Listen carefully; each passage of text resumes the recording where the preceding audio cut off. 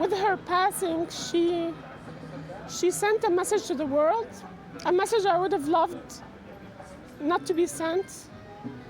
I would rather have her here instead of having her sacrifice her life.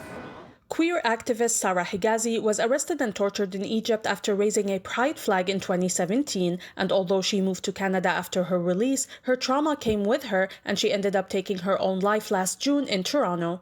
Sarah's friends say she needed more mental health support here in Canada, especially as part of a minority. I think the main struggle for her is overcoming what happened to her in prison, and it was just barbaric.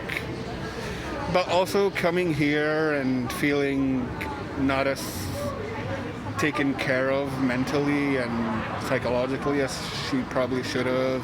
I think isolation got to her inside, and COVID also played a role. As a minority, she felt there's nowhere for her to go. And I think she wanted to send the world a message that people should be more loving and understanding of difference and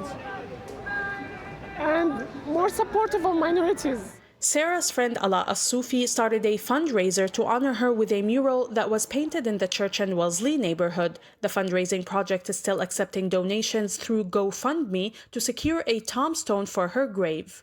Friends expressed their hopes that the mural would convey the right messages about what Sarah stood for. I wanted to do this mural to just honor her life, her struggle, and everything she stood for.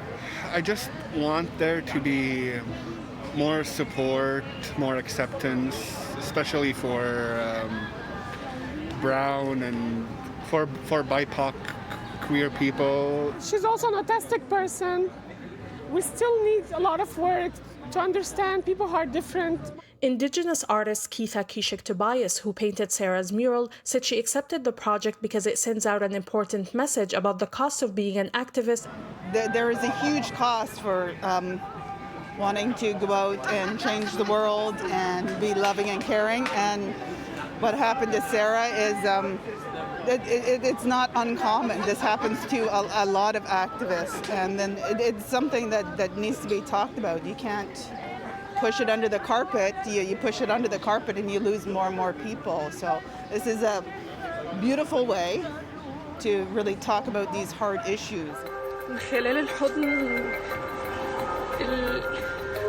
In her suicide note, Sarah asked her friends and siblings to forgive her and sent a message to the world saying, "You were cruel to a great extent, but I forgive."